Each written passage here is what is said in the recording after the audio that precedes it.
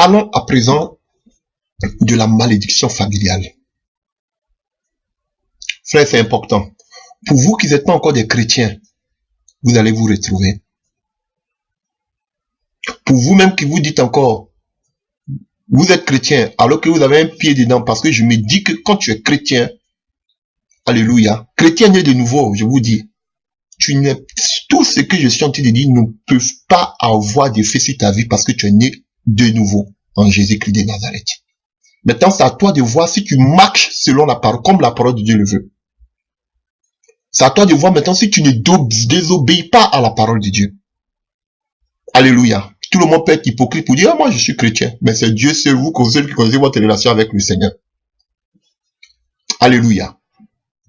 Donc, nous allons voir, la Bible est remplie de beaucoup de faits de malédiction familiale. Beaucoup. Je pourrais faire des jours en train de prêcher là-dessus. Mais je veux abréger. Peut-être que d'autres aussi ont prêché là-dessus. Alléluia. Mais je veux abréger. Je vais vous prendre quelques exemples. Et la même manière que je vous ai dit que la malédiction nationale provient de là-haut, c'est de la même manière aussi que la malédiction familiale provient de la tête. Est-ce que vous arrivez à comprendre? On va voir que tous ceux qui ont eu la malédiction familiale, tout ce que nous allons voir, ce sont, j'ai pris des exemples que le Seigneur m'a mis à cœur, ce sont des parents qui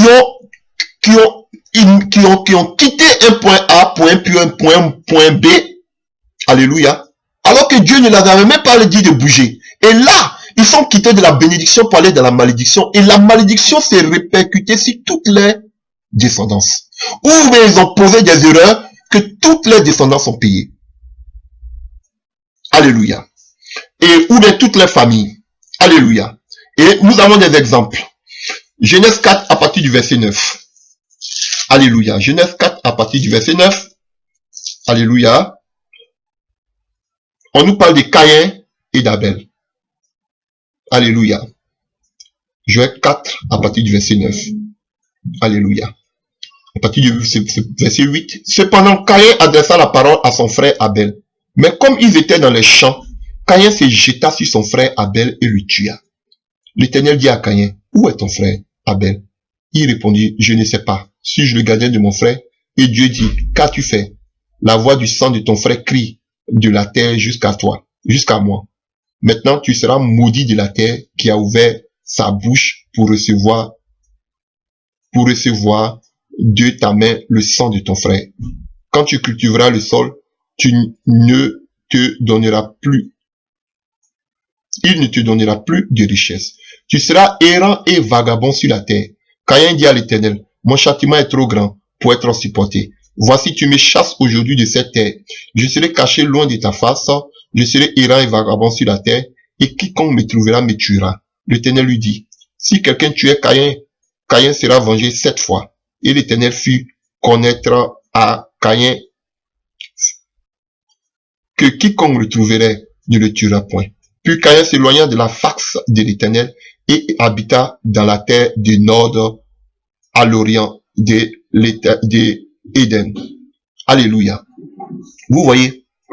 Et quand vous allez voir, et on voit qu'il a tué son frère après la malédiction, la sorcellerie, comme je vous avais dit tantôt, la sorcellerie d'Adam et Ève, automatiquement la sorcellerie entrée, le sang a coulé, parce qu'il n'y a pas de pacte sans le sang qui doit couler. Et la Bible dit qu'il va où? À Nod. Nod qui signifie fuite, errance, égarement, loin de la face de Dieu. Alléluia. Donc, vous comprenez que, chers frères et sœurs, il s'est égaré loin de Dieu. Personne ne l'a envoyé là-bas, mais son péché a fait que lui-même, il allait s'égarer loin de Dieu. Et quand on s'égare loin de Dieu, alléluia, il y a des répercussions négatives que nous encaissons. Et c'est pourquoi vous allez voir la descendance, vous pouvez voir toute la descendance de Caïn. Alléluia. De la descendance de Caïn, on va voir tous les premiers joueurs de musique. On va voir tous les premiers, on va voir les criminels, parce que lui-même il a tué, le mec aussi a tué. On va voir tous les premiers adultères, les premiers polygames du moins. Tout cela c'est dans descendance de Caïn. Pourquoi? Parce que tout simplement, il s'est égaré loin de Dieu. Je donne des passages bibliques qu'on va lire. En plus de ça, je vais dire ce que je vais dire par rapport aux malédictions des familles. Alléluia. Est-ce que vous arrivez à comprendre? Alléluia. Et après Adam, après qu'on appelle Caïn qui s'est éloigné de Dieu, et on a vu, quand tu t'éloignes de Dieu, toute la malédiction, l'acte que tu as posé, et l'acte qu'il a posé, il a tué. Et aussi, on voit que sa descendance, il y avait aussi des criminels. Chers frères et sœurs, c'est la vérité que je vous dis. Il n'y a rien de nouveau. Et quand on prend le livre de Genèse 13, on nous parle de Abraham et Lot. Alléluia. À partir du verset 9, on va lire. Tout le pays n'est-il pas devant toi? Sépare-toi donc de moi. Si tu vas à gauche, j'irai à droite. Si tu vas à droite, j'irai à gauche. Lot leva les yeux et vit toute la plaine du Jourdain qui était entièrement arrosée. Avant que l'Éternel eût détruit Sodome et Gomorrhe, c'était jusqu'à soi comme un jardin de l'Éternel, comme le pays d'Égypte. Lot choisit pour lui toute la plaine du Jourdain et il s'avança vers l'Orient. C'est ainsi qu'ils se séparaient l'un de l'autre. Alléluia. Frère, voici Lot, le neveu d'Abraham. Il allait séjourner à Sodome et Gomorrhe. Vous allez voir hein, que par tout ce que je m'ai dit, c'est à partir de leur position qui amenait la dégradation du moins, la dégradation, qui amenait la mort. On a vu que Lot, on a vu que tout à l'heure Caïn est allé se mettre à Nod. Également, ça a amené la malédiction sur sa descendance, en fonction de ce que lui-même il a sémé. On voit maintenant Lot qui va s'installer où? À Sodome et Gomorrhe. Parce qu'il avait vu l'avidité, il a vu tout ce qui était beau. Alléluia. Et voyons ce qu'il nous dit 2 Pierre. 2 Pierre 2 à partir du verset 7. 2 Pierre 2 à partir du verset 7. Lot, profondément attristé de la conduite de ces hommes, sans frein dans leur dissolution, car ce juste qui habitant au milieu d'eux tourmentait journalièrement son âme juste à cause de ce qu'il voyait et entendait de leurs œuvres criminelles. Alléluia. Donc, Pierre nous dit que Lot tourmentait journalièrement son âme. Parce que c'était injuste au milieu des injustes. Frère, vous avez vu, vous comprenez? Comment on peut amener la malédiction dans nos vies? Par les actes que nous posons. Alléluia. Quand tu arrives à Nord comme Caïn, qui signifie égarement, c'est sûr que toute ta progéniture sera égarée. Et voici Lot qui laisse Abraham et qui va à Sodome et Gomorrhe, ces villes perverses, alléluia, perverties. Et la Bible dit que, Pierre nous dit que, il tourmentait journalièrement son âme. Parce qu'il était juste, au milieu des injustes. Alléluia. Et la question que je me pose, la Bible dit qu'il attendait les anges, il était toujours au devant qu'on appelle de la ville. Parce qu'il ne pouvait pas supporter d'être dans cette ville. Mais il était toujours, parce que quand il a vu, il était le premier à voir les anges venir. Parce qu'il savait que quelque chose n'allait pas dans cette ville. Il ne voulait pas participer à leur abomination. Mais qu'est-ce que tu faisais dans cette ville? Tu étais en train de tourmenter ton âme et ta progéniture. Et regardez tout ce que Lot va faire. Lot va se marier, contrairement à la parole de Dieu. Il ne va pas prendre une femme de chez lui. Il va aller prendre une femme à Sodome et Gomorrhe. Alléluia. Alléluia. Et il va avoir des filles avec cette femme de Sodome et Gomorrhe.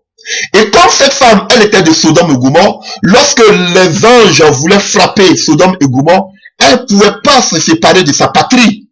Elle a commencé à regarder en arrière parce qu'elle était liée à Sodome et Gomorrhe. C'était toutes ses amies, c'était toute sa vie, c'était tout son village, c'était toute sa progéniture qui allait détruite.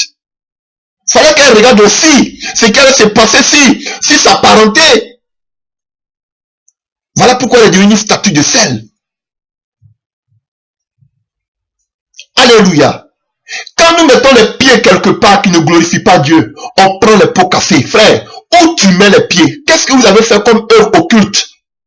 Et tu te dis aujourd'hui, je suis devenu chrétien, tout est fini. Oh. C'est fini, pasteur, c'est fini. Je suis chrétien, c'est fini. Qui vous dit que c'est fini? Il faut se repentir.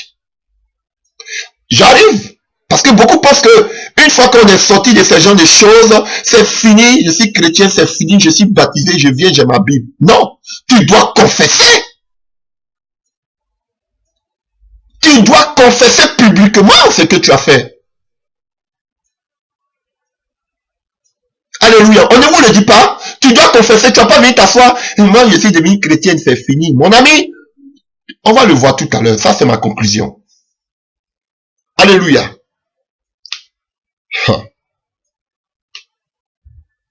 Tu as fait des sacrifices humains. Tu as tué beaucoup de personnes. Tu viens, j'ai pris ma Bible ici de oui, c'est bon. Mais quand tu vas confesser, tu vas mettre les plans de l'ennemi à nu.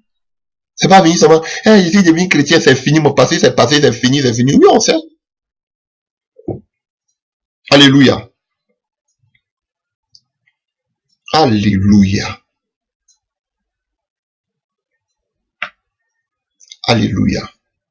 Continuons. Donc, on voit qu'il a tourmenté son âme à Sodome et Gomorrhe.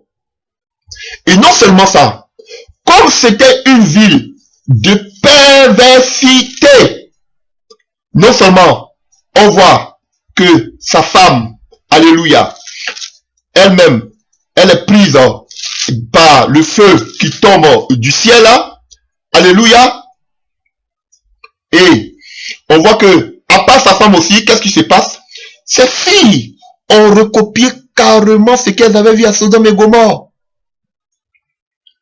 Alléluia. Elles ont recopié parce que c'était une vie pervertie. Il y avait l'immoralité, il y avait l'insexe, il y avait la sodomie, il y avait tout ce que vous pouvez savoir. La bestialité à Sodome et Gomorrhe.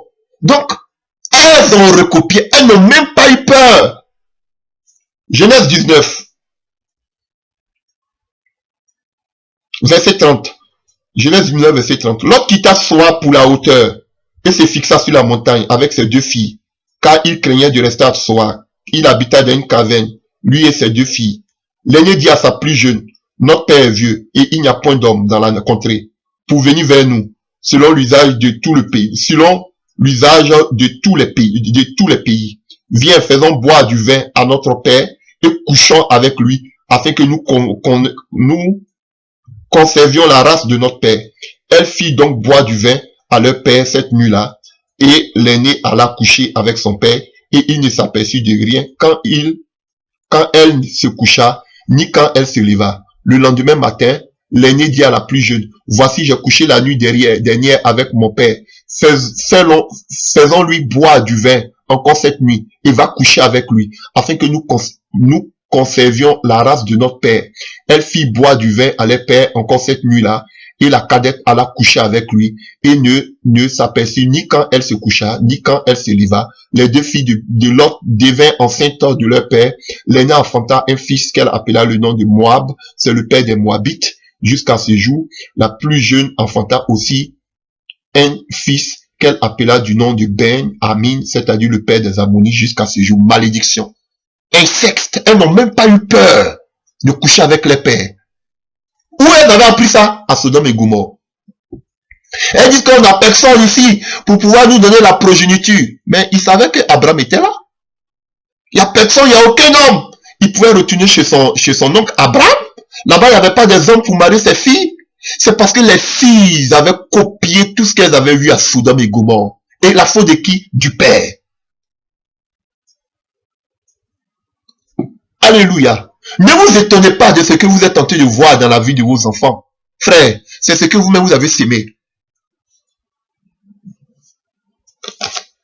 Alléluia. Malédiction. Et vous allez voir que les deux enfants qu'elles ont eus, les Moabites et les Ammonites, ont été des ennemis pour Israël toute leur existence.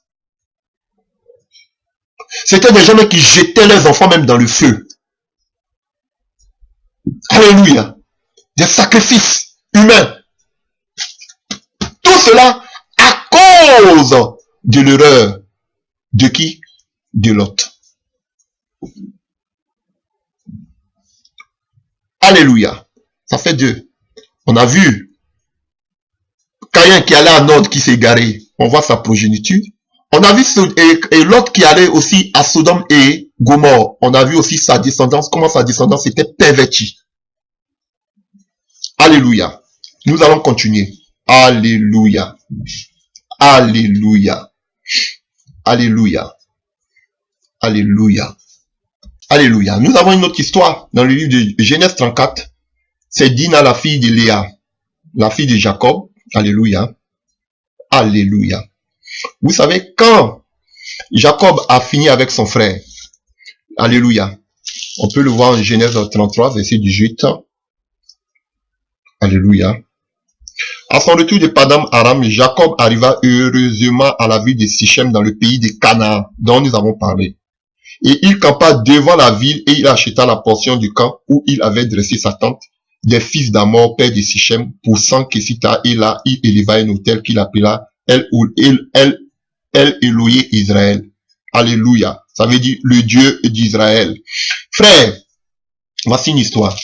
Voici un monsieur, alléluia, qui avait peur de son frère, qui a dressé un monument à Dieu, et Dieu s'est révélé à lui. Alléluia. Et qu'est-ce qu'il fait? Il retourne. Dieu ne lui a même pas dit d'aller là. Alléluia. Mais il va encore s'installer à Sichem, chez les Cananéens. Alléluia. Pourtant, Dieu lui avait dit, retourne chez ton père, retourne dans ta patrie. Lui, il n'est même pas encore arrivé chez son papa. Alléluia. Il n'est même pas encore arrivé là, chez Isaac. Il allait s'asseoir à Sichem. Alléluia. Chez les qui? Les Philistins. C'est chez les Philistins. Alléluia. Chez les ennemis d'Israël.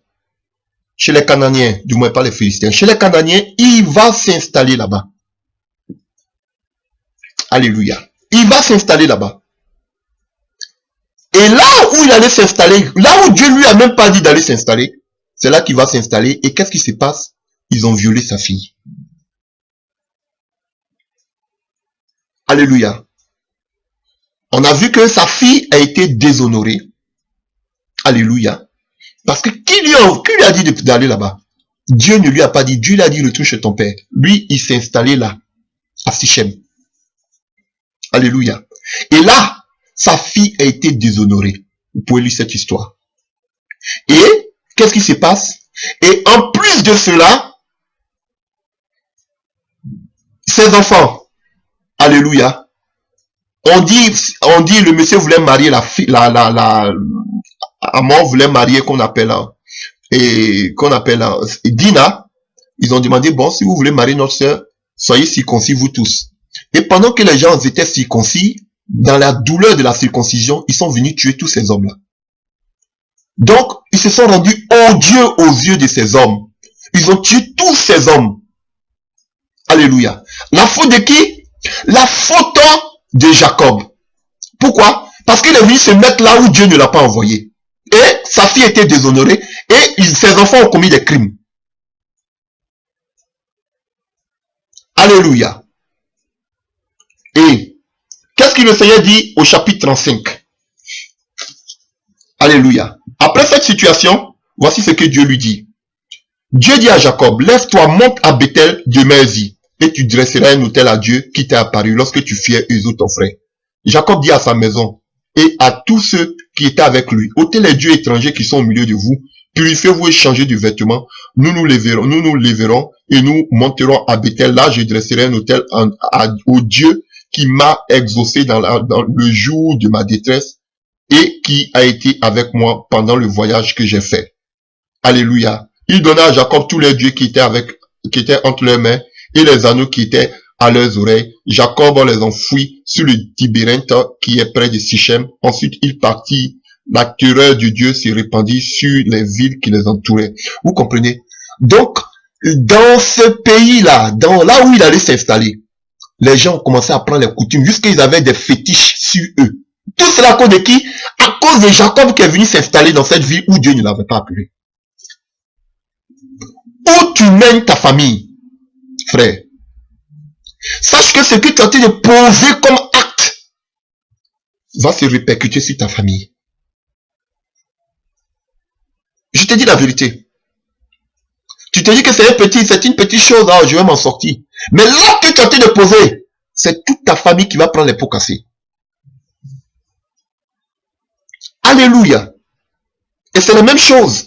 Les actes qu'ils ont posés, ils ont payé cash. On a vu Caïn, on a vu Lot, on a vu, qu'on appelle Jacob. On peut continuer. Alléluia. Prenons le livre de Josué. J'ai énuméré un peu. Et Dieu, qu'est-ce que Dieu dit à Jacob? Retourne à Bethel, devant ma présence, la maison de Dieu. Retourne à Bethel. Qui t'a appelé ici? Retourne à Bethel où je t'avais dit de partir. Et avant d'aller à Bethel, il dit, laissez tous vos idoles là, retournons devant la présence de Dieu. Tant que tu seras en dehors de la présence de Dieu, la malédiction sera toujours là. Ah frère, je vous dis la vérité. Je vous dis la vérité. Tu dois retourner à Bethel. Et pour retourner à Bethel, tu dois laisser tous les dieux de ce monde, les sacrifices, les je sais pas quoi, tout ce que vous avez fait, les liens, les adorations, les pactes, tout cela. Alléluia. Continuons. Alléluia. Le livre de Josué. Josué 7. C'est une histoire que vous connaissez bien. Alléluia.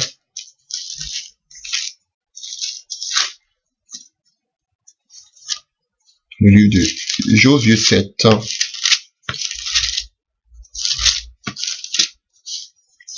Lisons. Josué 7 à partir du verset 16. Josué se leva de bon matin et il fit approcher Israël selon les tribus, et la tribu de Juda fut désignée. Il fit approcher les familles de Juda, et la famille de Zéra fut désignée. Il fit approcher la famille de Zéra par maison, et Zadi fut désigné. Il fit approcher la maison de Zadi par homme, et Akan, fils de Kamni, fils de Zadi, fils de Zéra, de la tribu de Juda, fut désigné. Josué dit à Akan, mon fils, donne gloire à l'Éternel, le Dieu d'Israël, et rends-lui hommage. Dis-moi donc ce que tu as fait, ne me le cache point. Akan répondit à Josué, il me dit, il est vrai que j'ai péché contre l'Éternel, le Dieu d'Israël, et voici ce que j'ai fait. J'ai vu dans le butin un beau manteau de chinéa, 200 cygnes d'argent et un lingot d'or du poids de 50 cygnes. Je les ai convoités et je les ai pris. Ils sont cachés dans la terre au milieu de ma tente et l'argent est au-dessus. Josué envoya les gens qui coururent à la tente et voici les objets étaient cachés dans la tente d'Akan et l'argent était dessus et il est pris du milieu de la tente.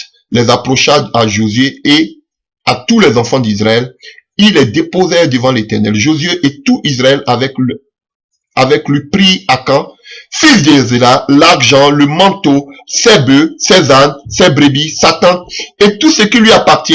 Et il les fit monter dans la vallée d'Akor. Alléluia. Josué dit, pourquoi nous as-tu troublés? L'Éternel te troublera aussi aujourd'hui.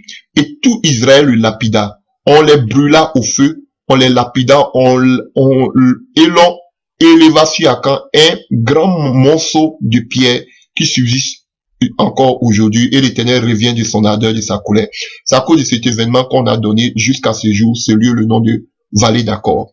Alléluia. Vous voyez, il devait combattre Haï.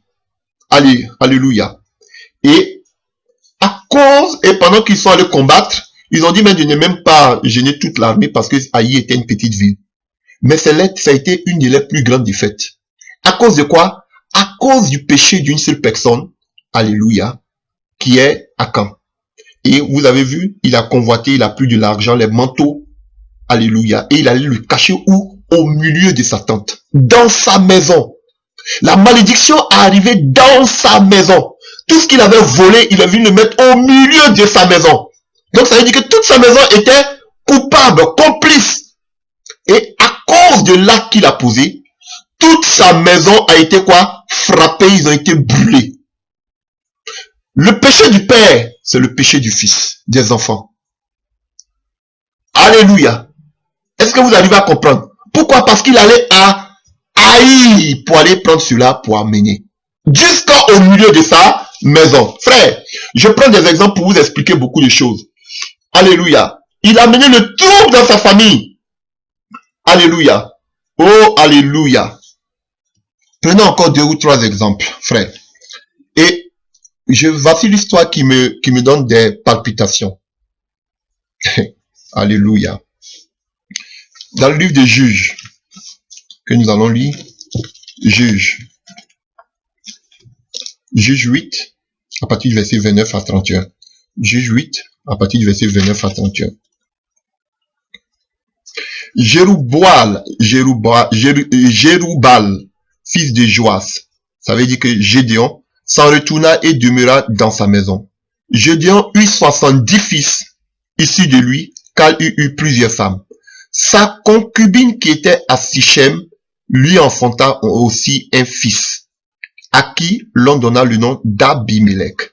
Gédéon, fils de Joas, mourut après une heureuse vieillesse, et il fut enterré dans le sépulcre de Joas son père. Alléluia. Lorsque Gédéon fut mort, les enfants d'Israël recommencèrent à se prostituer au Baal, et ils prirent Baal-Bérith pour leur Dieu.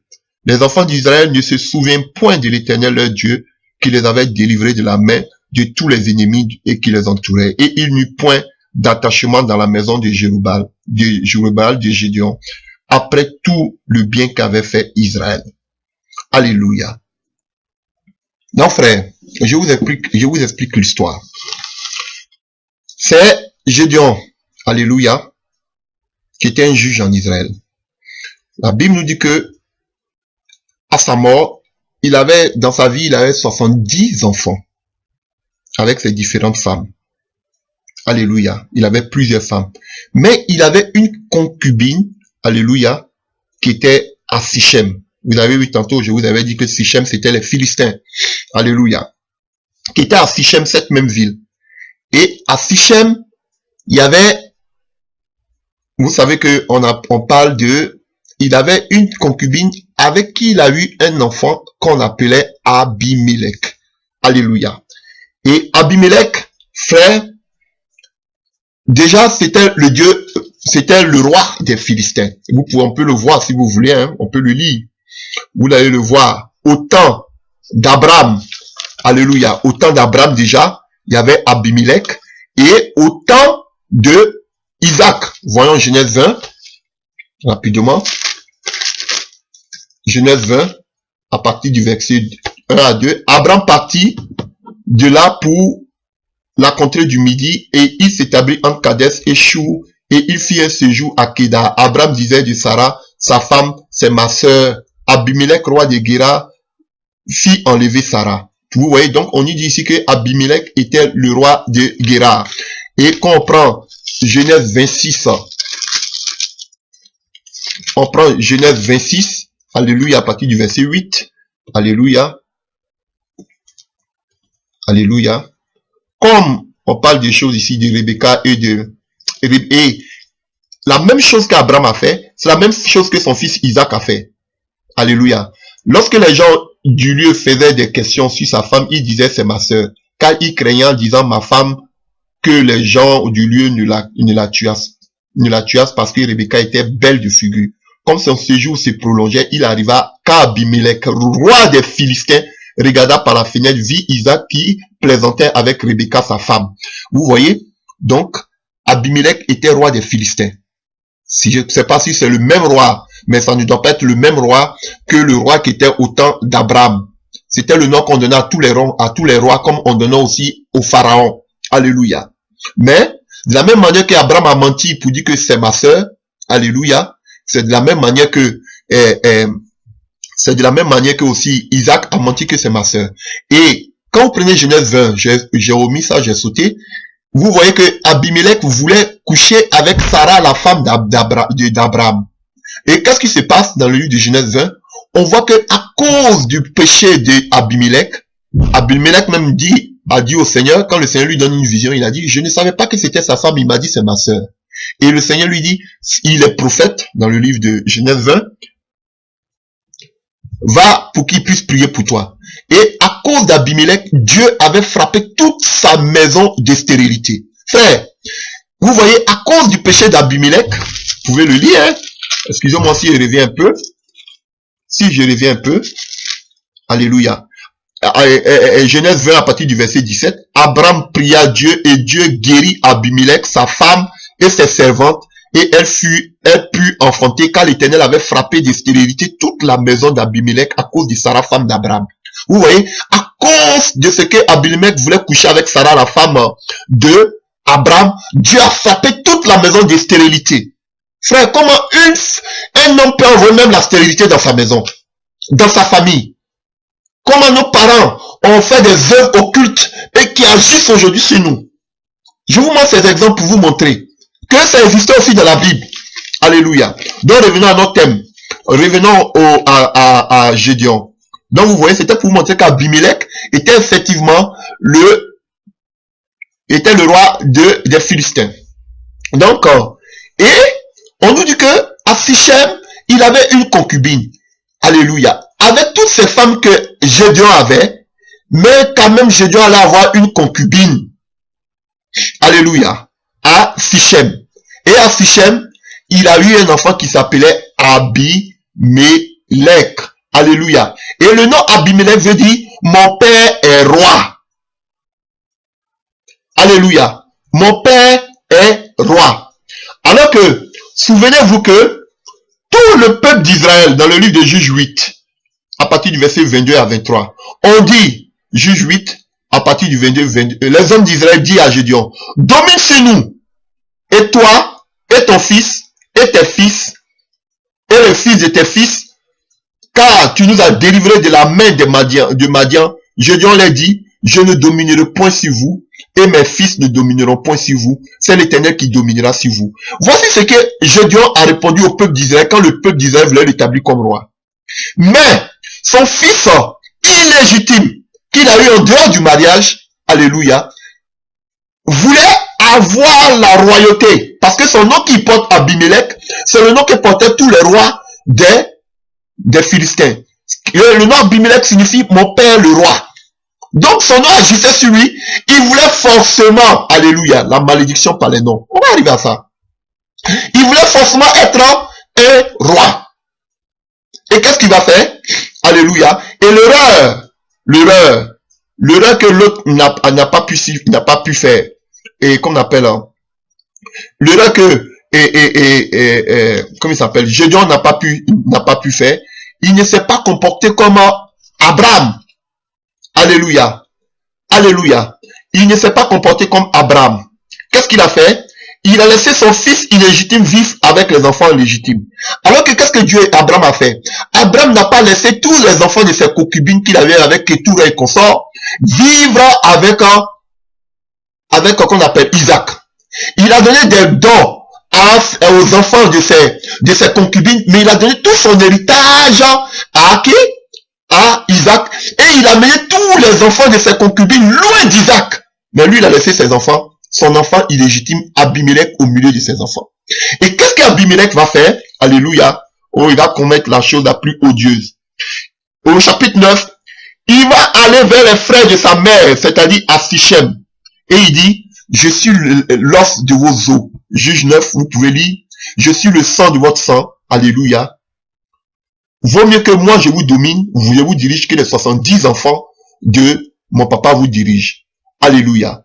Donc, alléluia. Qu'est-ce qu'il fait? Alléluia. Alléluia. Donc, il se retourne vers les frères de sa mère à Sichem et il dit, aidez-moi à prendre le pouvoir. Et qu'est-ce qu'il fait? Il rentre dans la maison, on prend à partir du verset 4, 9 verset 4, Juge 9 verset 4. C'est notre frère. Il lui donnait 70 sigles d'argent qu'ils enlevaient à la maison de Baal-Périth. Alléluia. Ils ont fait, Baal-Périth, c'est le lieu où on fait l'alliance. L'alliance. Ils ont fait l'alliance avec Baal-Périth. Alléluia. Il a fait l'alliance avec Baal. Alléluia. Et dans la maison de Baal-Périth, ils ont pris 70 pièces d'argent qu'ils ont remis à Abimelech. Alléluia. Et Abimelech, qu'est-ce qu'il a fait? Il a pris ses 70 frères, demi-frères, et il les a tous tués sur une pierre. Alléluia. Il les a tous tués sur une pierre. Il a fait un sacrifice humain. Vous avez vu? L'erreur du père a coûté la vie ses enfants. Il allait faire un enfant à plus de 70 enfants qu'il avait. Il allait faire un enfant en dehors du foyer, en dehors du couple. Alléluia. Et il a un enfant illégitime. C'est cet enfant illégitime qui est venu tuer tous ses frères. Il a tué les 70 frères sur une pierre. Alléluia. On lui avait donné de l'argent maudit qu'il a pris dans la maison de Baal, 70 pièces, et il a tué les 70, donc une pièce pour un de ses frères. Il a fait un sacrifice humain. Vous voyez, frère, il pensait que c'était seulement que l'enfant que j'ai eu avec une concubine. Mais il a amené la mort, la désolation dans sa famille. Frère, c'est comme ça que nous posons beaucoup d'erreurs. Et nos enfants prennent, nos progénitures prennent les pots cassés demain. Alléluia. Continuons. Et vous connaissez aussi cette histoire. Alléluia. Nous sommes dans le livre de Juges, nous continuons toujours. Vous connaissez bien cette histoire. Alléluia. Et vous connaissez cette histoire de Ruth. Alléluia. Du temps de Ruth. Alléluia. Dans le livre de Ruth, on dit du temps Ruth 1. Du temps de Ruth, il y avait une famine dans le pays.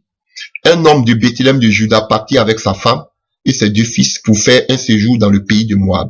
Le nom de cet homme était Elimelech. Celui-ci, celui de sa femme Naomi, et ses 2 fils s'appelaient Malcon et Kilion. Ils étaient Éphrasiens de Bethléem de Juda. Arrivés au pays de Moab, ils fixaient leur demeure. Elimelech, mari de Naomi, mourut et resta aussi avec ses 2 fils.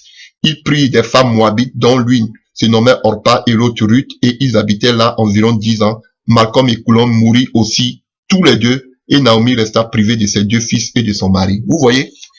Voici un homme de Bethléem qui signifie maison de pain. À cause des difficultés, il a laissé la maison de pain pour aller s'asseoir à Moab. Vous voyez, on a parlé des Moabites, alléluia, qui sont sortis de l'incexe de Lot et ses 2 enfants, de ses 2 filles, Moab et Ammonites, les Moabites et les Ammonites. Et vous voyez, c'est là-bas qu'il allait s'installer. Il allait encore dans la malédiction. Et lui-même, il est mort. Il a mis cette demeure-là, il est mort.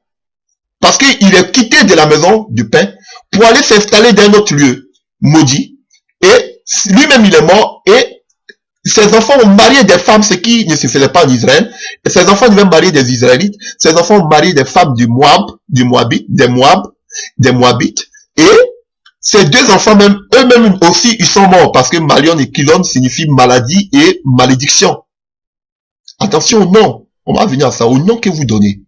Donc, eux-mêmes aussi, ils sont morts. Tout simplement à cause de l'acte que le papa a posé. Il les envoie dans un lieu de malédiction. Donc, cela s'est répercuté sur la vie de ses enfants. Alléluia. Et, pour finir avec les exemples, alléluia, vous connaissez l'histoire de David dans le livre de 2 Samuel 12 à partir du verset 10. C'est une histoire que tout le monde connaît. Alléluia.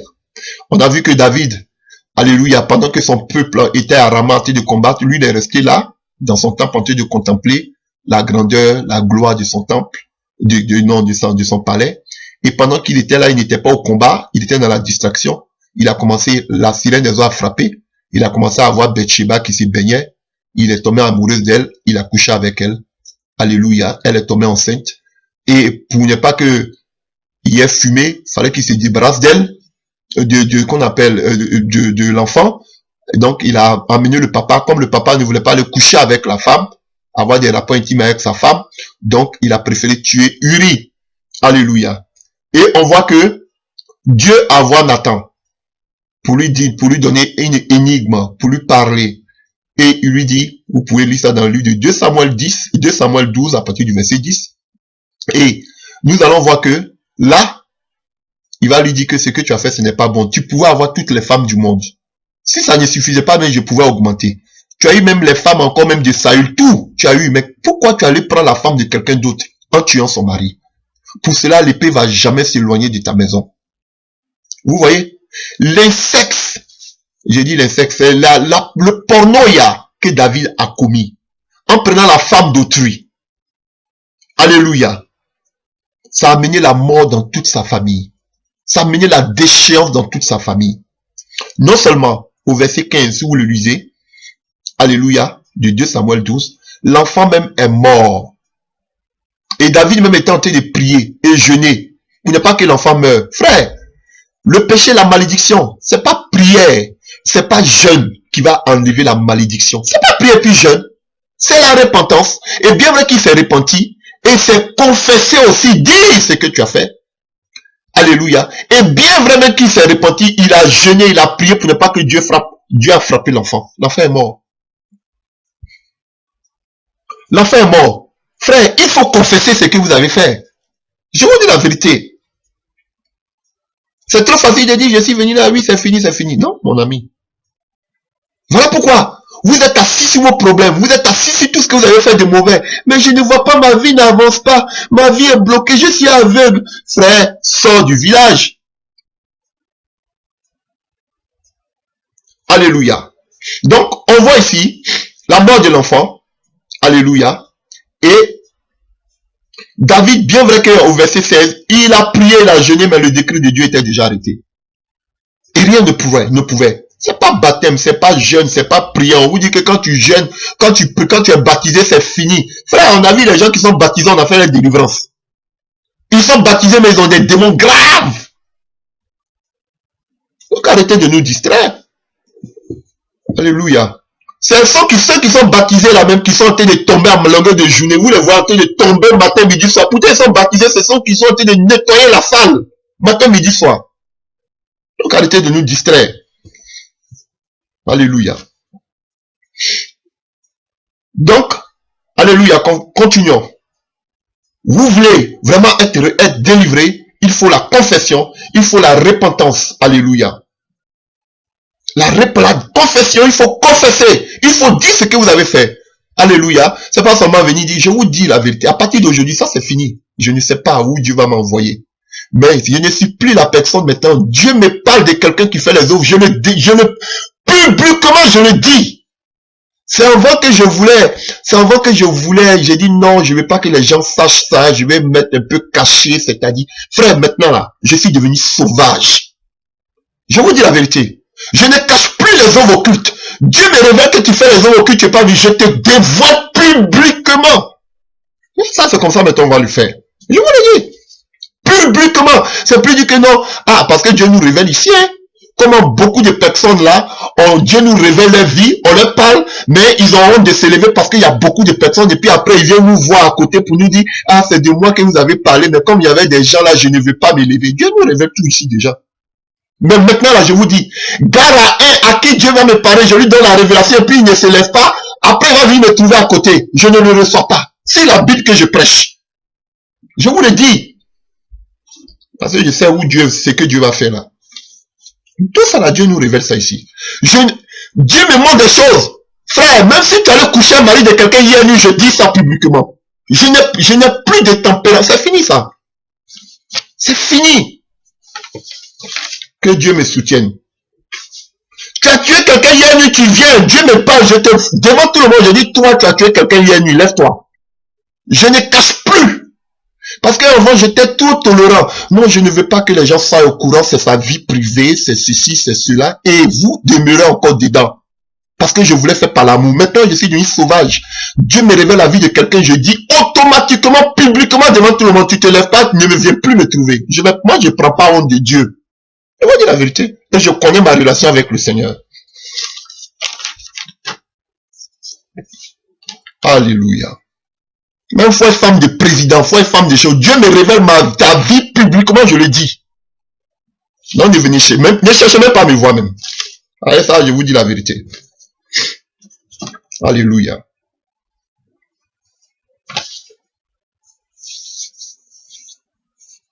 Parce que même on cache, on veut vous aider là, même que vous continuez, vous persistez encore dans vos péchés.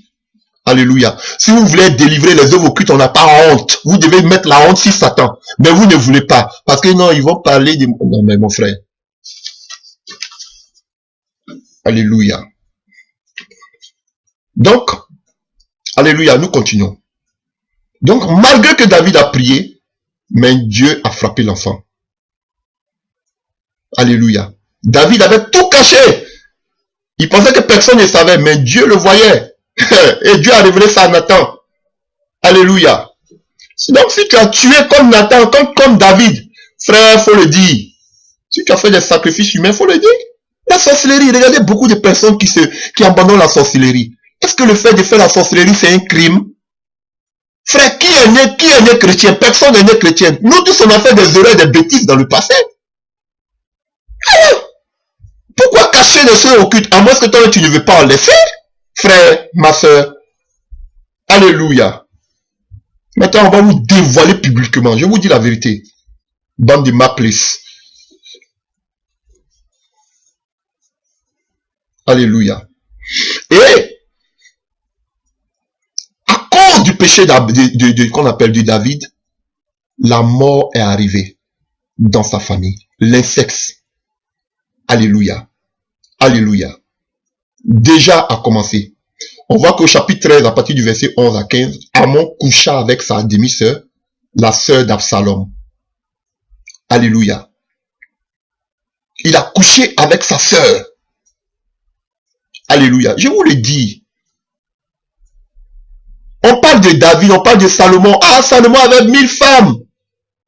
300, 700 femmes et puis 300 concubines. Ah, Salomon. Mais Salomon a tiré ça où? Il a tiré ça chez David. C'est comme ça. Alléluia. Amon a couché avec sa sœur. Alléluia. Et Absalom, comme il a déshonoré sa sœur, Absalom a tué Amon. L'inceste est arrivé. Le crime est arrivé. Et Absalom même a chassé son père du pouvoir. Alléluia. Alléluia. Il avait la haine pour son frère, il a tué son frère. Au chapitre 3, 13, verset 22, vous pouvez le voir. Alléluia. Et donc, au chapitre 20, au verset 22 à 23, 2 ans plus tard, Absalom tua son frère. Alléluia. Et chapitre 15, à partir du verset 13 à 16, David fuit la maison royale. Et il a laissé ses 10 concubines. Alléluia. Et quand vous allez prendre le chapitre 16, à partir du verset 20 à 23, Absalom a couché avec les femmes, les 10 concubines de son père. Alléluia. David a commencé à marcher nu sur la montagne des Oliviers pour commencer à pleurer. À cause de son propre fils. À cause de l'acte qu'il a posé en tuant Uri. C'était un roi, il pouvait avoir toutes les femmes. Mais il allait prendre la femme de quelqu'un et il a tué le monsieur. Alléluia. Alléluia. Et au chapitre 18, on voit que Joab a tué Absalom. Alléluia. On a vu même qu'Absalom, même, il s'est érigé un monument en son propre nom, frère. Donc vous avez vu comment la malédiction a frappé toute la famille de David à cause de le péché que le père a amené. Chers frères, nous ne sommes pas à l'abri, frères et sœurs, nous tous. Tu penses qu'aujourd'hui tu as posé des pas, c'est fini. Ah, oui, on se cache devant. Je suis devenu chrétien maintenant, mon pasteur, on va prier, on va jeûner, pasteur. Mon ami, ce que tu as semé, tu vas le récolter. Je te dis, c'est pas pour t'effrayer. Tu dois te confesser. C'est la vérité. Non, j'ai abandonné la sorcellerie, moi c'est dans mon coin, c'est fini. Mon ami, tu dois te confesser. Tu dois te confesser, tu dois dire ce que tu as fait. Tu dois dire comment tu vas abandonner. Alléluia. Et on prie pour toi. C'est trop facile, frère. Trop facile. Et voilà des choses que vous êtes tentés d'ignorer, mais qui va créer beaucoup de dégâts dans votre vie, dans votre avenir, dans la vie de vos enfants. Frère, une fois une maison est achetée, ça va noircir toute la maison. Je vous dis la vérité. Alléluia. La preuve, quelqu'un qui fait la sorcellerie, il ne met jamais à sa sorcellerie. Il doit donner toujours sa sorcellerie à quelqu'un d'autre. Et ça continue comme ça. Les actes que tu as posés, ceux avec lesquels tu t'amuses aujourd'hui, c'est ce qui va te tuer demain, qui va tuer ta progéniture. Vous avez vu tous ces exemples que j'avais pris, que je viens de prendre. Tous ces parents-là ont posé des pas, mais qui a pris les pots cassés? Ce sont les progénitures qui ont pris les pots cassés. Donc quand tu poses des pas, pense à ta progéniture. Voilà pourquoi aujourd'hui j'en ai connu plusieurs familles. Des familles détruites à cause des actes que les parents ont posés. Alléluia. Si tu es chrétien, tu peux t'en sortir. Si tu n'es pas chrétien, tu peux t'en sortir seulement quand donner ta vie à Jésus. Il n'y a pas autre. Ton papa fait des pactes. Alléluia. Mais aujourd'hui, tu vas à l'église, d'après toi. Mais rien ne marche. Je vois que tout est bloqué. Les mêmes choses que j'avais dans le monde me suivent. Frère, il y a un lien. Quelque part. Alléluia. Mon frère, ma soeur, toi qui n'es pas encore converti, toi qui n'as pas encore donné ta vie à Jésus-Christ. Alléluia. Je vais te donner avant de finir. Alléluia. Quelques pratiques qui peuvent envoyer des esprits. C'est vrai déjà même que le fait que tu n'es pas en Jésus-Christ, il y a la malédiction déjà qui s'abat sur toi. Seul le sang de Jésus-Christ qui a coulé il y a cela 2000 ans, alléluia, peut te purifier de tous tes péchés et abolir toutes les malédictions, toutes les ordonnances qui ont été érigées contre toi. Alléluia. Donc, je vais te donner quelques exemples, alléluia, des adorations, alléluia, qui peuvent amener des esprits. En dehors du fait que même le fait que même tu vis dans le péché déjà, c'est déjà une malédiction. Alléluia. Alléluia. Et surtout, il y a beaucoup qu'on appelle des tribus, je sais pas, il y a beaucoup d'adorations, des eaux, des forêts. Alléluia. Alléluia. Beaucoup, nous assistons, beaucoup adorent des forêts, adorent des eaux, et ils portent même le nom de ces eaux-là. Alléluia. J'en connais beaucoup. Alléluia. Et comme chez moi dans mon pays, le nom des fleuves, ils portent le nom des fleuves. Alléluia. De certains fleuves, de certaines forêts, ils portent même le nom de certains bois. Alléluia. Voilà. Je ne voudrais pas seulement parler de mon pays parce que c'est pas seulement les gens de mon pays qui m'écoutent, mais ce sont des choses que je connais mieux en ce qui concerne mon pays, mais je voudrais pas seulement me spécifier sur mon pays, mais pour vous dire que il y a des gens qui portent le nom des arbres, comme ça s'est fait, le nom des eaux, le nom des forêts. Frère, ce sont des esprits. Alléluia. Dieu te donne le pouvoir de dominer sur ces genres de choses. Toi, tu portes le nom des eaux, des cours d'eau, des fleuves, des lacs. Tu portes le nom des animaux. Frère, ça s'est fait. Alléluia. Et le fait, encore, de faire des alliances, alléluia, par les noms, avec ces genres de choses, peut avoir des répercussions négatives, parce que derrière tout ça, c'est cache des esprits.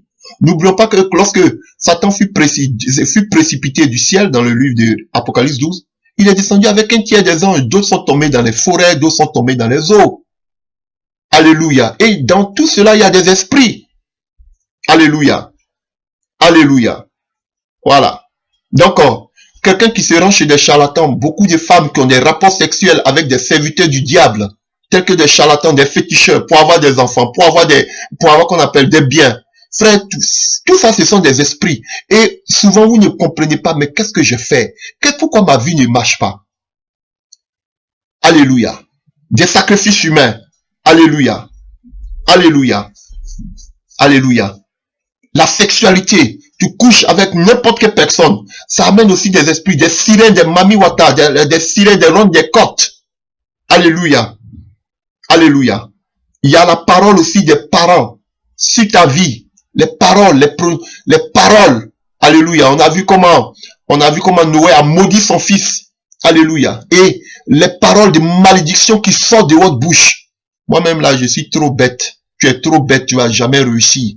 Alléluia. Ah, moi-même, ma maladie là, c'est ma maladie. Ça, c'est ma maladie. Vous portez des malédictions parce que vous êtes fâchés. Si vos enfants, si votre progéniture, tu vas jamais réussir, tu vas jamais aller de loin. C'est moi que tu as été injuré. Tu seras maudit. Tout est fermé dans ta vie. La parole, la vie et la mort sont au pouvoir de la langue, selon Proverbe. Alléluia. 18, verset 21. La mort et la vie sont au pouvoir de la langue. Frère, tout ce que tu dis agira. Combien de fois les mamans, vous maudissez vos enfants par la langue. Vous fermez la porte à la venue de vos enfants par votre langue. Vous les maudissez. Arrêtez de maudire vos enfants par les paroles. Tu vas jamais arriver quelque part. Tu es trop bête. Tu ressembles à ton père. Mais si tu dis qu'il est bête, il sera bête. Alléluia. Et l'ennemi saisit cette parole et il la met en application. Arrêtez de dire des paroles négatives dans vos vies. Dans la vie de vos enfants. Moi-même, tout ce que je fais, ça ne marche jamais. Tout ce que je fais n'arrive jamais à terme. Ah, moi-même, on dirait que je suis maudit. Mais si tu dis que tu es maudit, tu seras maudite. Alléluia. Les paroles de malédiction lancées par vos parents, les paroles de malédiction que vos parents ont lancées sur vous. Frère, vous devez demander à vos parents, frère, bénis, papa, bénis-moi, maman, bénis-moi. Enlève les paroles de malédiction que tu as mis sur moi, ça me ferme les portes. Dans ma vie, je ne me retrouve plus. Alléluia. Vous devez respecter vos parents, selon Ephésiens 6, pour que vous ayez longue vie. Alléluia. Les avortements, les culetages. Alléluia. Tout cela crée. Vous avez fait tellement d'avortements, vous êtes marié, vous ne pouvez plus avoir d'enfants. On va aller voir n'importe quelle sorte de pasteur, mais répentez-vous. Confessez.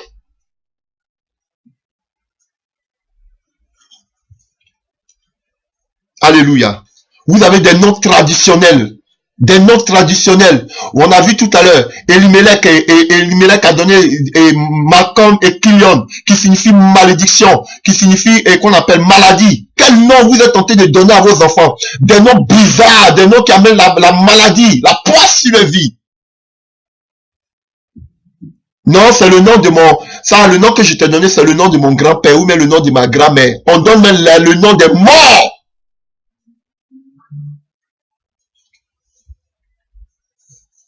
Alléluia. Vous faites des alliances avec les morts, surtout quand vous partez dans les funérailles, dans les veillées funèbres. C'est vous qui êtes tenté de crier, je suis mort, tu es parti, qu'est-ce que je vais devenir? Mais tu vas le suivre.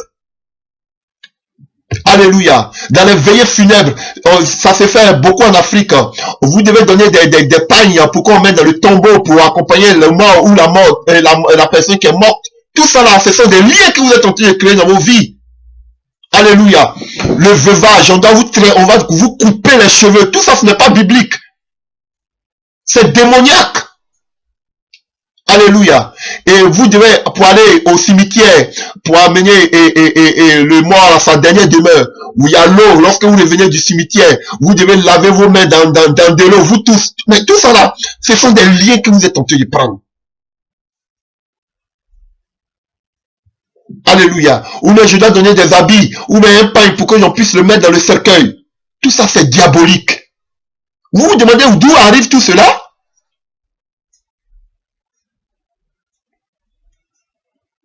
Alléluia. Et sachez, avec qui vous vivez, femme comme homme, parce que si lui-même, le monsieur, il a fait des pactes ou des œuvres qui j'en ai plein, j'ai connu plein, je ne vais pas citer, j'ai trop parlé, je connais tellement, je connais tellement de choses que j'ai appris. Alléluia, j'avais une sœur que j'encadrais, qui sortait avec un franc-maçon, un Jésus-Christien, un franc-maçon. Alléluia. Mais souvent, il dit que le monsieur, il s'est transformé, en Europe ici, il s'est transformé en un gros python et il essayait de l'avaler. Tout ça, on a compris cela. Donc, sache que si tu es marié, ou bien tu vis avec quelqu'un qui est mystique, c'est sûr que ta vie aura une vie d'atrépas. Alléluia. Alléluia. Toutes ces paroles, ces incantations que ces serviteurs du diable ont mis sur ta vie, en disant que ce sont des prophéties, en disant que ce sont des serviteurs du diable, automatiquement qu'ils mettent ce genre de choses, des démons sont en même temps à l'œuvre dans ta vie. Alléluia. Et les photos des morts dans vos maisons, vous allez me dire que tout ça c'est choses, mais je vous donne des choses. Vous avez des photos des gens qui sont morts dans vos vies, dans vos maisons du moins. Vous accrochez ces photos de morts. Pourquoi vous avez accroché des photos de morts dans vos maisons? Ça se fait beaucoup. Alléluia. Et ça ouvre les portes.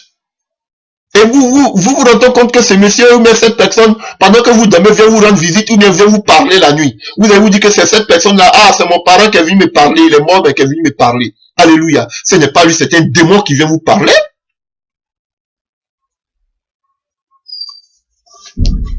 Alléluia. Vous faites amener de la nourriture sur des tombeaux qu'on appelle pour les morts. C'est comme ça, c'est notre tradition. On a amené de la nourriture qu'on appelle sur la tombe de telle personne ni de telle personne, mais c'est l'esprit de mort. Et revenons même encore aux photos. Alléluia. Revenons aux photos. Alléluia. Vous avez l'habitude, il y a une photo où il y a une petite fille qui est en train de pleurer. Vous voyez une photo où vous voyez une petite fille qui pleure avec les larmes comme ça, une larme qui coule. Et beaucoup aiment mettre cela dans les maisons. Elle symbolise la tristesse. Et vous aimez beaucoup accrocher ces photos-là dans vos maisons. Ces photos de soi-disant Jésus et consorts. Mais vous amenez la tristesse, la mort dans votre vie, dans votre foyer, dans votre maison. Quelqu'un, une fille qui a été de pleurer de tristesse, vous mettez cette photo-là dans votre maison. Pourquoi? Alléluia. Je vous dis la vérité. Vos photos même du passé, de vos copains, de vos copines là-bas. Pourquoi vous allez avoir ces photos? J'avais une sœur comme ça. Elle avait les photos du passé. Elle est convertie. Maintenant, elle a les photos de son copain. Là, toujours matin, midi, soir. C'était le mari de nuit qui la fatiguait. Mais déchirer tout ça, brûler tout ça. On dit c'est souvenir. Alléluia. Les masques que vous avez dans vos maisons, vous dites que c'est de l'art. Alléluia. Ce sont des choses qui vous ouvrent les portes. On dit c'est de l'art. Oh, mais c'est beau. C'est de l'art, ça. Ce sont des esprits.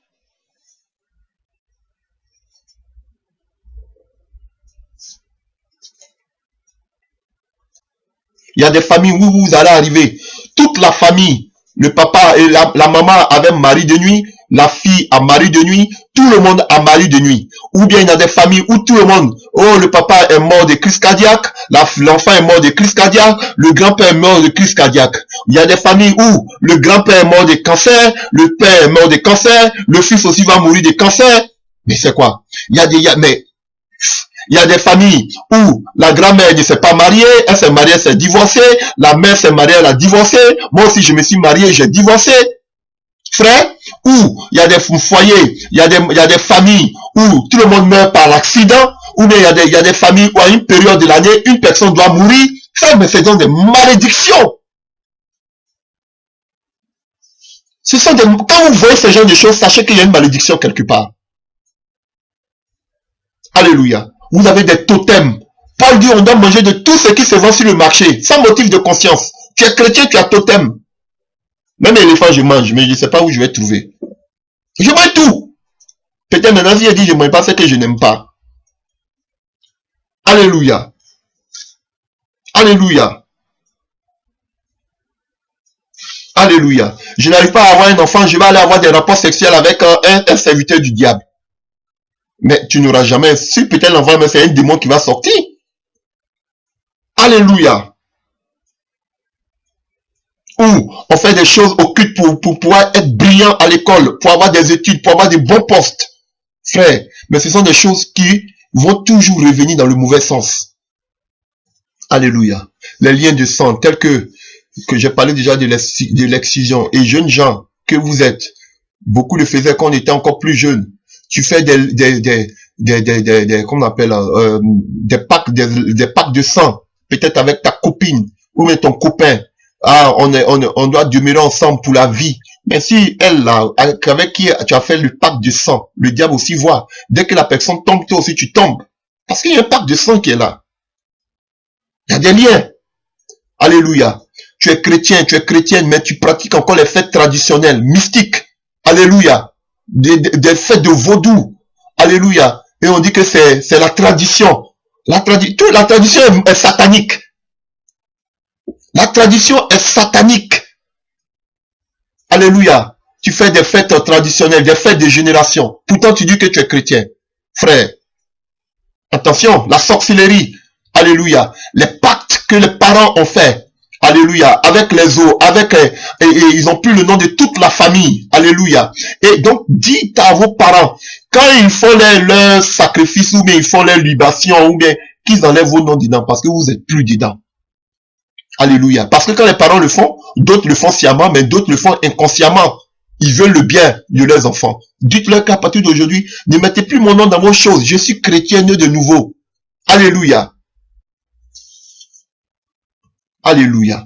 Et il y a des régions comme ça, comme chez moi, comme partout ça s'est fait. Il y a des enfants, à un certain nombre, le 13e enfant, on doit le tuer. Frère, ce sont des esprits de mort. Ça, ce sont des sacrifices humains.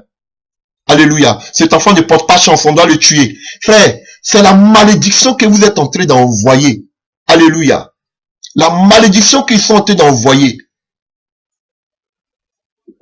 Je vous dis, c'est le sang des humains qu'on est en train de faire couler. Et tout cela, Le sang, on a vu que le sang d'Abel est en train de crier. Le sang de toutes ces personnes qu'on fait couler, les sacrifices humains, le sang crie. Et ne pensez pas que vous serez heureux. Non, je suis devenu chrétien, tout est chose. Non, mon ami, attention. Attention. Et quand vous posez de ces gens des actes, sachez que votre progéniture va payer tôt ou tard. Vous pensez que vous allez faire pour le bien, mais tôt ou tard, il y aura des répercussions négatives qui vont s'abattre forcément. Alléluia. Tous ces gens qui sont en train de faire des pactes aujourd'hui pour devenir des grands pasteurs, des grands révérends pour réussir dans la vie. Mais demain, regardez leur vie, regardez la vie de leurs enfants. Détruite. Leur vie. Regardez pourquoi regardez tous ceux qui étaient des grands, regardez que la finalité de leurs enfants. Parce qu'ils ont trouvé des choses occultes. À moins qu'ils continuent, alléluia, pour toujours. S'ils arrêtent, s'ils ne donnent pas la vie, ils ne sont pas vraiment assis à Jésus-Christ, on les tape. Je vous dis la vérité. Alléluia. Des objets de vous que vous avez donné au qu'on appelle à des mystiques, ou bien des choses mystiques que vous avez envoyées dans votre maison, qui est comme des portes d'ouverture, comme des caméras mystiques dans vos maisons, qui vous contrôlent, qui vous dirigent. Tout ce que vous faites, alléluia, de façon mystique. On a vu avec Adam et Ève, leurs yeux se sont ouverts. Alléluia. Voici ça, leurs yeux, et quand l'œil spirituel est ouvert, ils peuvent tout voir dans vos vies. Seule la présence de Dieu dans votre vie peut bloquer toute chose comme un étendard de protection autour de votre vie. Je vous dis, alléluia. Ça n'a rien à voir avec le sel qu'il faut vexer avec le citron pour chasser les mauvais esprits. Au contraire, ça les envoie, ça les appelle. Alléluia. Donc si tu es chrétien, tu es chrétienne. Alléluia. Ou bien tu commences à donner ta vie au Seigneur Jésus. Toutes ces malédictions, j'ai vu des familles où les parents ont fait tout, des sacrifices pour être riches. Alléluia. Mais les enfants sont détruits, les enfants ne sont pas heureux. Alléluia. Et tu donnes aujourd'hui ta vie, ou bien les parents ont fait tout pour avoir le succès. Et toi aujourd'hui, regardez leurs enfants, comment leurs enfants deviennent, si c'est pas la drogue, si c'est pas... Ils peuvent pas. Parce que il y a eu des pactes. Parce que quand les parents font des pactes, c'est-à-dire que c'est pas eux seulement le pacte, ils font pas seulement pour eux, c'est-à-dire que Satan, les démons ont pouvoir sur toute la famille. Ah oui, c'est vrai. Les démons ont pouvoir sur toute la famille. Donc quand ils posent un acte, c'est toute la famille en même temps qu'on consacre en même temps au diable.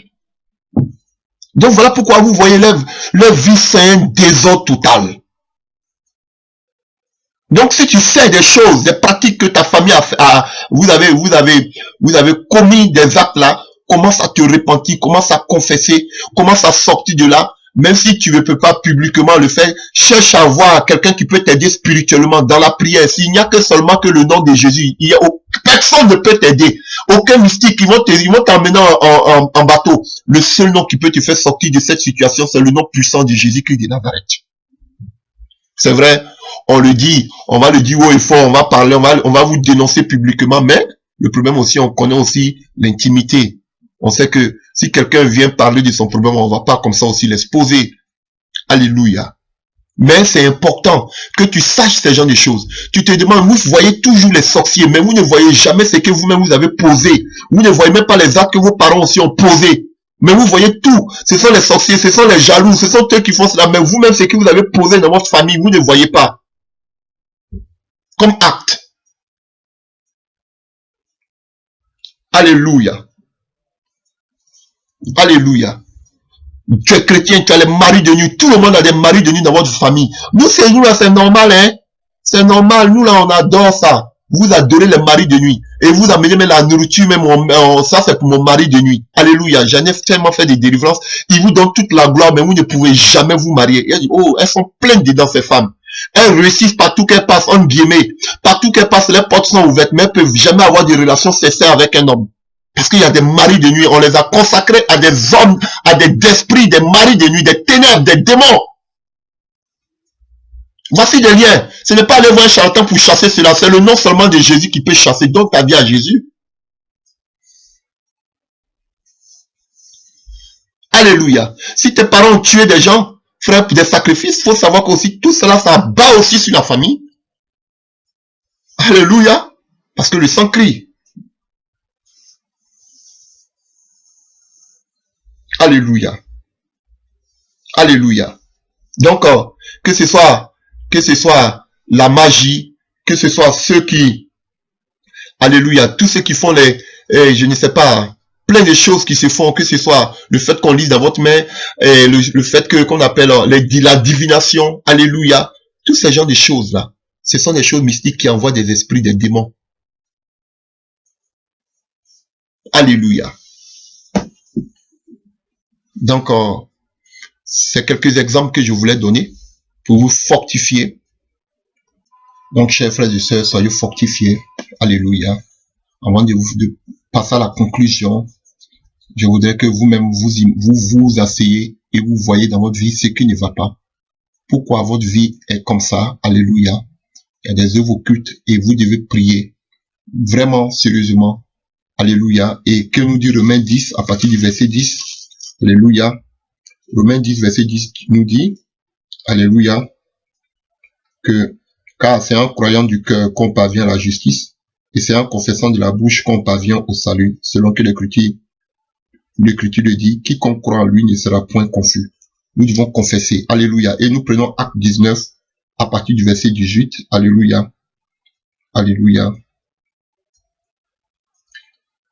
Plusieurs de ceux qui avaient cru venaient confesser et déclarer ce qu'ils avaient fait. Vous avez compris? Ceux qui avaient cru en Jésus-Christ venaient déclarer et dire ce qu'ils avaient fait de mauvais. Et un certain nombre de ceux qui avaient exercé les arts magiques, ayant apporté les livres, les brûlaient devant tout le monde, on en estima la valeur à 50 000 pièces d'argent. C'est ainsi que la parole du Seigneur croissait en puissance et en force. On dit ils sont venus publier ça publiquement. Voilà pourquoi la parole va nous dire de nous confesser les péchés les uns les autres. Ils venaient publier ça publiquement. Vous voulez que vous, ce soit à l'amiable, à huis clos. Et puis vous allez continuer encore vos bêtises, non. Maintenant, on va mettre caméra devant vous pour que vous puissiez vous repentir publiquement. Si vous ne voulez pas aussi rester dans votre situation, ça n'engage que vous. Alléluia. Jésus est venu pour ceux qui sont perdus, ceux qui sont fatigués. Si vous pensez que vous n'êtes pas fatigué, restez avec vos fardeaux.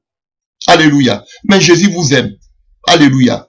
Donc, chers frères, regardez ce qui ne va pas dans votre vie. Je sais que vous êtes à bout. Ne vous donnez pas la mort, ne vous suicidez pas. Il y a la solution pour vous. Alléluia. Le suicide, c'est un esprit de mort. C'est aussi la sorcellerie. Alléluia. Vous avez tout essayé, ça a échoué. Tournez-vous vers le Seigneur Jésus-Christ de Nazareth.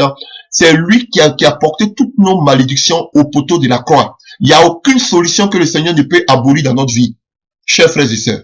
Donc, soyez fortifiés. Cherchez Dieu. Cherchez quelqu'un qui pourra vous aider dans la situation et confessez-lui tout ce que vous avez fait. Alléluia. Quelqu'un qui pourra vous aider. Alléluia. Pas quelqu'un qui pourra vous abandonner. Frère, et priez. Alléluia. Toutes ces malédictions, ne croyez pas à tout ce que les gens disent en disant que c'est pour briser les familles, c'est pour... Frère, il existe vraiment des malédictions de famille, des adorations familiales qui sont anti-bibliques, qui créent des choses dans vos vies. Et la seule chose qui peut annuler ça, c'est en acceptant Jésus-Christ dans votre vie, dans votre vie, dans votre vie. Soyez fortifiés, soyez édifiés, et que Dieu vous délivre de toute emprise occulte qui vous empêche d'aller de l'avant, de toucher au but, et que sa main vous arrache, qui vous épargne de tout danger, qui vous porte sur les ailes d'aigle, alléluia, au nom puissant de Jésus-Christ de Nazareth. Sachez qu'il vous a donné le pouvoir de marcher sur toute la puissance des ténèbres. Frère, maintenant Dieu que nous adorons est un Dieu juste. Tu peux prononcer son nom, mais tant que toi-même tu n'as pas abandonné, tu n'as pas confessé, tu n'as pas dit tout ce que tu as fait, c'est en vain. Alléluia. Vous voulez que la parole de Dieu croisse en puissance dans votre vie, il faut dire tout ce que vous avez fait pour que Dieu vous délivre. Alléluia. Et vous serez une nouvelle créature. Si Dieu a délivré un homme comme Paul, qui était un criminel, c'est pas aussi votre vie qui peut pas changer. Alléluia. Alléluia. Que Dieu vous bénisse. J'espère que cet enseignement vous a fait beaucoup de bien. Regardez, asseyez-vous et regardez toute votre situation. Regardez le cours de votre vie. Regardez ce qui ne va pas dans votre vie. Regardez quelque chose de bizarre qui se passe dans votre famille. C'est la même situation qui se présente à chaque année, à chaque jour. Alléluia. Vous avez tous les mêmes mots.